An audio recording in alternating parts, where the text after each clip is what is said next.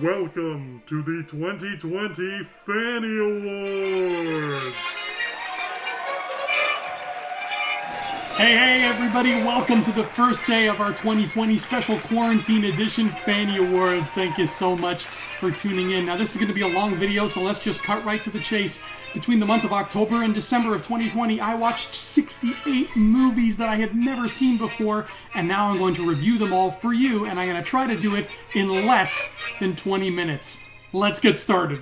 After Hours, an underrated Scorsese picture, this is a surreal dark comedy about a man stuck in Manhattan in the wee hours of the night, unable to get home. I'm also obsessed with the aesthetic of NYC during the 70s and 80s, and this definitely scratched that itch. In fact, be prepared to see a lot more 70s and 80s New York on this list. Any Scorsese fan owes it to themselves to check out After Hours. The Black Cauldron, a charming but overall flavorless animated feature released during the first Disney Dark Age. The animation is nice, and there's a character in here who makes me think Andy Serkis's portrayal of Smeagol might be infringing on some copyrights. I've always heard that this film sucked, and while I don't think sucked is the right word for it, it's definitely not anything to write home about. Bloodsport, the movie that introduced the world to JCVD. Bloodsport is a simple story about a guy who's really good at kicking things, so he enters a secret underground tournament full of guys who kick things professionally, and he outkicks them all to become the kickiest man who ever kicked. It's worth the price of admission to see the now extinct Kowloon walled city, and to hear the atrocious Belgian accent they use for the young version of JCVD's character. Christine, another theme that'll pop up on this list a lot is Stephen King adaptations. I've missed out on a bunch of those. Christine did not disappoint. The killer car was just as dangerous and eerie as I'd heard, and damn was she ever a sexy car to boot. It's very easy to take the concept of a haunted car and make it a cheesy mess, but Christine manages to deliver high-octane thrills. Pixar's Cars 3 was scarier, though. City of the Living Dead, a low-budget Italian horror film from director Lucio Fulci. I didn't know what to expect with City of the Living Dead, but what I got was crap. I gotta be honest, I thought this was boring and unsatisfying, ugly to look at, no memorable characters, very few redeemable qualities. If I was to rank this list of 68 films in order of quality, I'd put this one right at the bottom. Class of 1984, a thriller about a well-meaning music teacher who bites off more than he can chew when he accepts a job at the worst high school in town. Aside from giving us an extremely young Michael J. Fox, Class of 1984 is a dark, bonkers, and oddly satisfying little flick about what happens when bad kids push good teachers too far. Crystal Lake Memories, one of the most in-depth documentaries I've ever seen about one of the most fun franchises I've ever had the pleasure of watching. Crystal Lake Memories is a deep dive into the behind-the-scenes minutiae of the Friday the 13th films. Narrated by Corey Feldman himself, it gives you a beautiful new perspective on the making of every movie in the franchise as well as the spin-offs and the TV show. Just make sure to put on a pot of coffee first.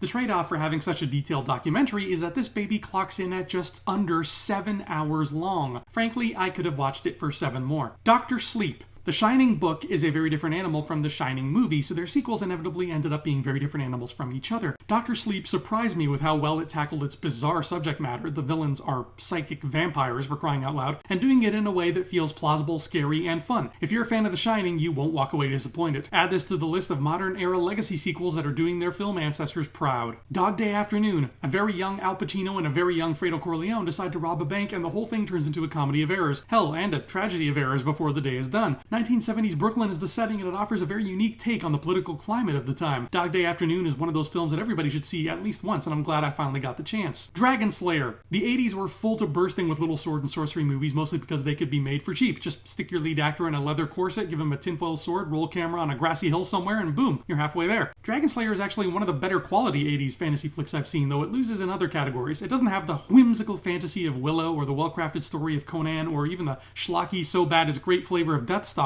It's just Peter McNichol walking around with a spear trying to kill a really scary dragon. Not much else to say. Driven. This is a biopic about the court case revolving around the FBI trying to con John DeLorean into buying cocaine in a fake drug deal. Yes, what I just said was actually a thing that happened. And yes, when I say John DeLorean, I mean the guy who made this thing. Driven is bolstered by a bunch of outstanding performances from its whole cast, but the story is just not as interesting as it sounds. The film is a killer ending, though. The Fall of the House of Usher. Classic Vincent Price bringing to life classic Edgar Allan Poe. How could you go wrong? Well, maybe if you let Hallmark make it, but thankfully these people didn't do that. If you're a Poe fan, you're either going to love it or hate it. It takes a few liberties with the source material in a way that I think vastly improves it, adding some emotional stakes to a story that previously had none. The French Connection. Now we head back to 1970s New York to watch Gene Hackman make a complete ass of himself on those glorious pre-Giuliani city streets. In one of the greatest crime dramas ever put to film, Hackman and Roy Scheider are trying to track down a drug smuggling ring, and the result is a wildly entertaining ride. I'm so glad I finally got to see this. It was everything I'd ever hoped it would be, and more. Gerald's Game. And Stephen King is back. This Netflix exclusive movie came out a few years ago and flew right under my radar, but I wish it hadn't, because this is the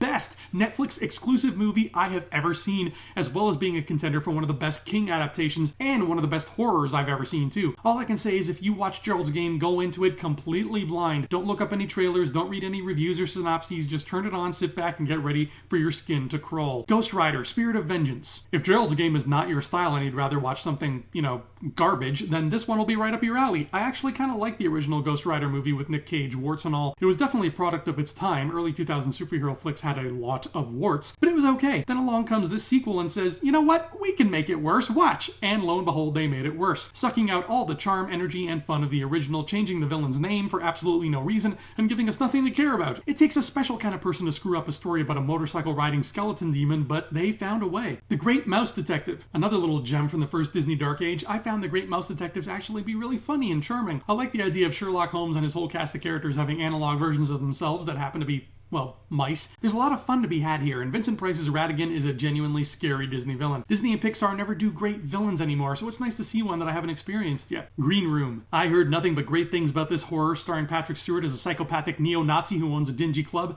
After I watched it, I called up all those people who told me those great things and asked them if I could have some of whatever they were smoking, because I thought Green Room kinda sucked. It was an ugly, loud mess with an incoherent setup and an unsatisfying payoff. Hell Night. A 1981 horror feature where Linda Blair and 3 other college kids have to spend the night in a haunted house as part of a hazing ritual. Of course, things go horribly wrong. There's a reason this isn't called Peaceful Night. I thought it was a decent slasher flick that kept me entertained for 100 minutes, and the fact that I have a crush on Linda Blair also made it a pleasure to watch. If you like obscure slashers, give this one a try. High Noon. As a self-professed fan of westerns, I owed it to myself to see some of the classics on my bucket list, and High Noon was one of them. I thought it was great. The shtick here is that Gary Cooper knows an outlaw is coming on the noon train to kill him, and he has 90 minutes to wrangle up a posse to fight the outlaw's gang. Those 90 minutes take place in real time, so the movie's full of literal ticking clocks, presaging the arrival of one really mad outlaw. In Search of Darkness. Another horror documentary. This one paints much broader strokes, looking into the fun facts behind dozens of horror movies from the 1980s. This one's also really long, about 4 hours, but you get a lot of fantastic interviews with industry greats. There's also a sequel coming out this year. If you're a horror fan, you can't pass these documentaries up. JFK. I've always been curious about Oliver Stone's cinematic take on the JFK assassination. This movie was a long, slow boil about uncovering the truth behind the murder. It's done in a sort of realistic way, but not super realistic like All the President's Men, which I think is a better movie. JFK was interesting, with a huge cast and a lot of genuine insight into the event, which Stone himself was obsessed with, but I don't think I'd watch it again anytime soon. Jodorowsky's Dune. With a terrible David Lynch movie in our rearview mirror and a promising Denis Villeneuve remake looming ahead, I thought it would be neat to see this documentary about the Mexican filmmaker who came close to getting a version of Dune made that, in my opinion, would have been one of the wildest, most bonkers, most beautiful science fiction epics ever put to screen. If there are parallel universes, and there are, I want to visit this one where this Dune actually got made and see what it was like. A fascinating documentary about creativity and perseverance. Jojo Rabbit. Taika Waititi is batting 1,000 lately, and his newest movie is no exception. Jojo Rabbit ended up exceeding all of my expectations while at the same time giving me exactly what I imagined. World War II has been beaten to death by Hollywood, but I don't think it's been looked at through a lens like this before. It's funny and heartfelt and inarguably human.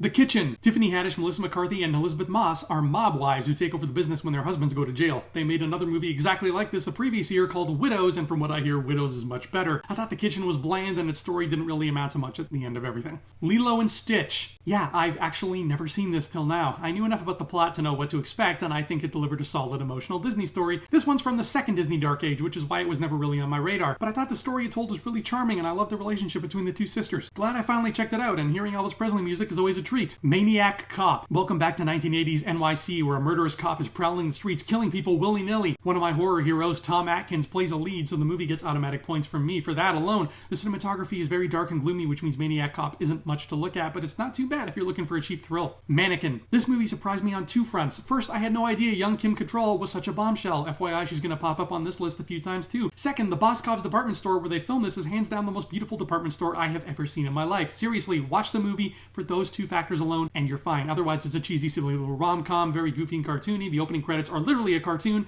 but I had a good time. The Man Who Knew Too Much. Alfred Hitchcock made 2 versions of this one in the 30s with Peter Lorre and another in the 50s with James Stewart. Amazon Prime lied and told me it had the 50s version, but when I started watching, it was the 30s version. You lied, Bezos. Give me $2 billion and we'll call it even. But in all honesty, I like the movie. It was a great film noir and it ends with a really intense shootout. Now I'm just itching to watch the Jimmy Stewart remake, which is supposed to be superior. Meatballs. As a huge Ghostbusters fan, I found it weird that I'd never seen Meatballs, the first ever pairing between director Ivan Reitman and Bill Murray. I definitely liked it better than Stripes, which I found to be underwhelming. Summer camps are something I've never experienced in real life, but I've kind of gotten the camp experience through cinema. Meatballs is a lot of fun, as long as you're okay with a movie having absolutely zero plot besides stuff happens at a camp. Misery. This Stephen King classic is something I've only seen bits and pieces of on television, so it was nice to finally sit down and watch the whole unabridged thing. Kathy Bates is always a pleasure, even here where she's being terrifying. Misery is every famous person's worst nightmare, and every second of the film leaves you as taut and tense as a guitar string. The Muppets Take Manhattan. The 80s, you say? Manhattan, you say? Yes, please. The Muppets may be full of corny dad jokes, but after Russell Crowe, they're some of the sweetest, most lovable dudes in Hollywood. I think we can all agree that you don't watch Muppet movies for their plots, you watch for the fun. And Muppets Take Manhattan is a fun little travelogue of 1980s New York that just happens to have a felt pig in it. Network. We're staying in New York, but rolling back the clock to 1976 for Network, a blisteringly timeless portrayal of the dehumanization of media. Network's hard to describe, but it's lovely to look at and gorgeous to listen to. Every character speaks in over-the-top, almost but not quite Shakespearean monologues, and the movie's somber message still holds up today. Network might be my favorite film on this entire list. Olympus Has Fallen. Terrorists have kidnapped the president and only Gerard Butler can stop them. People keep touting this as Die Hard in the White House, but frankly I think that's an insult to Die Hard. This was just a basic, ultra-generic, grey, bland action movie. The action was very well done and Gerard Butler was great as always, but other than that, there's literally nothing special about Olympus Has Fallen. Once Upon a Time in the West. Sergio Leone is, as far as I'm concerned, the king of epic Western cinema. Depending on who you ask, this is supposed to be his magnum opus, but I thought it was a slog. It might be the slowest movie I've ever seen in my life, and it feels like there are scenes missing from it. It's hard to describe unless you've seen it too, but it really does feel like there are bits of the story we don't get, and not due to any artistic choice either. I think this might be my least favorite Western. Orphan. I remember when Orphan came out, but I didn't bother watching it, but it pleasantly surprised me. The cast gave great performances all around, especially Isabel Fuhrman, who plays the main character. When it comes to psychological horror, this one really hit all the right beats. The Panic in Needle Park. Time to go back to 1970s New York for this tale of an extremely young Al Pacino who drags his innocent girlfriend into his seedy world of small-town crime. Before you know it, they're both heroin junkies and, well, use your imagination from there. It's shot in a disturbing cinema verite style, so some of the extras are actually shooting real heroin into their arms. I really regretted the huge bowl of chili I ate right before watching this. Pet Sematary. I was more familiar with the Simpsons spoof of the Stephen King classic than I was with the movie itself, but Pet Sematary proved to be good spooky fun. I watched this one back in early October and it really put me in the Halloween spirit. It feels like a big budget Twilight Zone episode with some really disturbing content. Don't watch this one with the kids. Piranha. I've always heard that this is just Roger Corman's cheaper answer to Jaws. Well, it definitely is that, but I had a good time with Piranha. I actually liked the main characters, very rare for an 80s schlock horror film, and I thought the ever-present threat of the piranhas made for a tense story. This made me really curious to check out the sequels. Police Academy. Police Academy was filmed right on my college campus, so it's criminal that I haven't watched it until now. I was expecting Mel Brooks humor, which isn't really my style, but I got a movie that genuinely surprised me with how funny it was and how endearing its characters were. Kim Cattrall is back, and getting to see the city of Toronto in all its 80s glory didn't hurt either. Is it true that every Police Academy sequel gets worse and worse? Actually, don't tell me. I don't want to know. Poltergeist. I'm a total chicken shit when it comes to ghost movies, so I've held off on Poltergeist out of fear of losing sleep, but it's such an 80s staple I figured it wouldn't hurt to have a peek. Thankfully, it didn't scare the pants off me. I was actually impressed with what Tobe Hooper and Steven Spielberg brought to the table. They basically made E.T. with ghosts, and I think they handled it really well. Poltergeist 2, The Other Side. I remember seeing one glimpse of this on TV when I was a little kid where the boy's braces go ballistic and pin him to the ceiling. It frightened me so much, I haven't looked back until now. Poltergeist 2 is definitely an 80s movie in that nobody in the 1980s had any idea how to make sequels work. If I had $1 for every time somebody yelled out Carol Ann, I think I'd put my kids through college. One Poltergeist was enough, thanks. Porky's. Going into this, all I knew about was the famous shower scene. I didn't know Porky was an obese cowboy who offered drinks and strippers to underage teens, but despite its lewdness, it had a lot more heart than I was expecting, and yet another appearance from smoking hot Canadian Miss Kimberly Cattrall. The Princess Bride. Yep, never seen Princess Bride till now. I can definitely see the charm. It has a stellar cast and one of the best sword fights I've ever witnessed in a movie. I think if I'd watched this as a kid, I would have found its goofy humor a lot easier on the palate, but I'll never turn down the opportunity to see Peter Falk and Mandy Patinkin do anything. Prom Night. So a few years after tangling with Michael Myers, Jamie Lee Curtis went up against another much blander slasher in Prom Night. There are actually some really good dancing scenes in this, but if your takeaway from a slasher flick is that the dancing was good, then somewhere down the line somebody dropped the ball. Q, The Winged Serpent. Back to New York for one of the most bizarre films on this list. The ancient Aztec god Quetzalcoatl has appeared in 1980s Manhattan. He's thirsty for blood and only Michael Moriarty and David Carradine can stop him. Moriarty gives a seriously amazing performance. This guy was so underrated, and the film even has a small appearance from Shaft himself. Do yourself a favor and watch Q. At best, you'll have a great time. At worst, you'll learn how to pronounce Quetzalcoatl. Reanimator. The film adaptation of Lovecraft's Herbert West story always looked cheesy as hell to me, but I actually had a great time with this. The performances of the two leads are worth the price of admission alone. Herbert West is the delightful kind of crazy that you can only get from a Frankenstein Frankenstein mentality, or a year of service in the Church of Scientology. The ending is a complete mess, though. Bride of a Reanimator. More Herbert West, more reanimation shenanigans. More body parts and nudity and severed heads and experiments gone wrong. Bride of Reanimator inherited its fun, whimsical horror from the original. Unfortunately, it also inherited its inability to stick the landing. The endings of both these films are so bad they're almost unwatchable. Red Dawn. I had no idea that Red Dawn was about World War III. They never really made that clear until the very last shot of the film, so I spent a lot of the time wondering just what the hell I was looking at, besides Patrick Swayze's dreamy eyes. I think it's actually really sad and scary in a super right-wing, fear-mongering, guns will protect America from the commie Nazis kind of way. Red Tails. The most interesting thing about this movie is its sheer innocence. It's as if the writer and director have never seen a movie before at all, ever. So things that we would see as laughably cliche, Red Tails hands those moments up like they're the greatest, most stunning and original things in the world. And I can't help but appreciate that in some small way. If you've never seen a motion picture before in your entire life and you want to experience pure shock and awe, then this is 100 minutes well spent. Plus, it's a nice little history lesson about the real-life Tuskegee Airmen. Return of the Living Dead. Back before the Wayans brothers tried to ruin comedy for everybody, humorous horror was being done right. This 80s gem feels like a comedy of errors you'd watch in some off-Broadway playhouse, just with incredible zombie effects and full frontal nudity. Rollerball. An eerie look at a dystopian future. Part sci-fi, part horror, part sports movie, part commercial for James Caan's body hair. Like Red Dawn, Rollerball doesn't do the best job making its premise clear, but it makes up for that with a whole lot of world building and an artistic cinematic style you don't often see in something like this. It's the kind of movie that tries to make you feel unsettled, and it worked. I do. Rosemary's Baby. Rosemary's having a baby. Great. The baby might be a demon. Not so great. I loved this. It's one of the most effective horrors I've ever watched. I don't think I've ever felt so angry at the villains in a movie before. By the time we're halfway through, I wanted to reach through the screen and throttle every villain I saw. I also wanted to watch this again the second it was over, which is another good sign.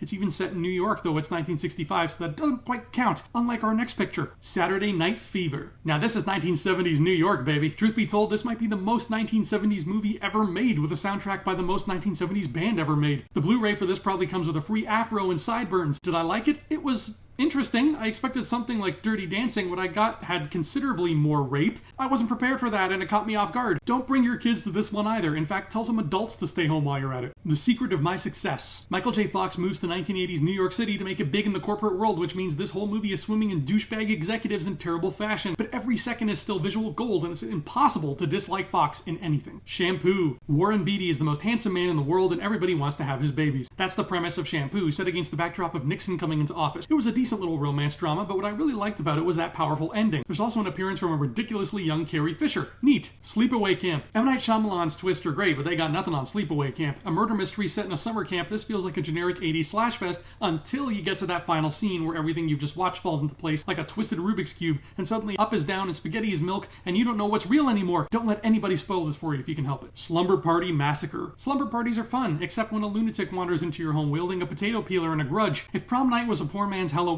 then Slumber Party Massacre is a poor man's prom night. Pass on this one. Stand By Me. Since this is a coming-of-age staple and I totally missed out on it, does that mean I never really came of age? All I know is this is worth all the hype. Some of the best child acting you will ever see. Sunset Boulevard. An eerie and consistently funny film noir set against the backdrop of the golden age of Hollywood. Gloria Swanson gives what might be the best performance of any film on this list, and she does it through a web of tension that never lets up from first frame to closing credits. The Taking of Pelham 1, 2, 3. Oh, hello, 1970s New York. I didn't see you there. I absolutely, unabashedly, 100% flat out adored this movie with all my heart. It's a simple action thriller about a hijacked subway train, but it's set in one of my favorite locales and time periods ever, and every scene is a full-throttle entertaining romp. I can't recommend this one enough. Taxi Driver. We're staying right where we are, same decade, same city, and yeah, another shocking revelation. I've never seen Taxi Driver till now. Did I love it? You bet your sweet checkered yellow ass I did. Taxi Driver is film noir done right, with stunning music and gorgeous visuals. I wanted to freeze frame every second of this and explore the seedy underbelly of NYC. I'll definitely be revisiting this one again. The Texas Chainsaw Massacre 2. This might be a contender for the loudest movie I've ever seen in my life, which is a big deal coming from a guy who sat through all of the Michael Bay Transformers. If you get turned off by blood or loud screaming or the sound of chainsaws, well, then you probably wouldn't have picked up a movie with the word Texas in the title. It was goofier than the original, and I think that was to its detriment. The Thing. Kurt Russell and a bunch of other dudes are trapped in the Antarctic with a shape-shifting alien. It definitely delivered on the tension, but personally, I thought the alien was just a little too powerful. It seemed to be able to copy people's memories, too, and for some reason that really killed the mood for me. I see the appeal, though, and I'd watch it again to try to pick up on things I might have missed the first time. 3 Men and a Baby. A comedy so endearing it performed the Herculean task of actually making us sympathize with 3 handsome, wealthy white guys who live in a ridiculously huge penthouse on Central Park West. West and have beautiful women lining up to sleep with them. That alone makes this Oscar-worthy, if you ask me. Also, the baby is cute and the ghost isn't real. Treasure Planet. The last dive into the second Disney Dark Age, Treasure Planet was a film that always intrigued me, but before Disney Plus, The House of Mouse made its low-key films harder to track down than decent health insurance, so it's no wonder I haven't seen this till now. It had intriguing characters and beautiful animation, but it definitely lacked that certain je ne sais quoi that better Disney films are known for. Uncut Gems. Adam Sandler's Netflix acting tour de force turned a lot of heads, and I finally got around to checking it out. I had no expectations and really liked what I saw. Even though this modern NYC is a lot cleaner and shinier than the one of Taxi Driver days, it still has a rotten underbelly of crime, and Uncut Gems lives comfortably in that underbelly like a festering wound. Great performances, tense story, fun for the whole family, just not a family with any children or nuns. White Christmas. I finally got to witness the famous Bing Crosby, Danny Kaye tap dance Clark Griswold has always colorfully been referencing. White Christmas was a beautiful, sweet story with some outstanding dance numbers and catchy tunes. They don't make them like this anymore. So bright and sweet, you'll almost forget that Bing Crosby is about 25 years older than the woman playing his romantic interest. Wishmaster. There's an evil genie tormenting this lady and she's got to stop him before he does more genie things. This schlocky bit of 90s horror wasn't anything to write home about, but if you're a fan of bonkers plots and stop-motion special effects, you'll only be slightly disappointed.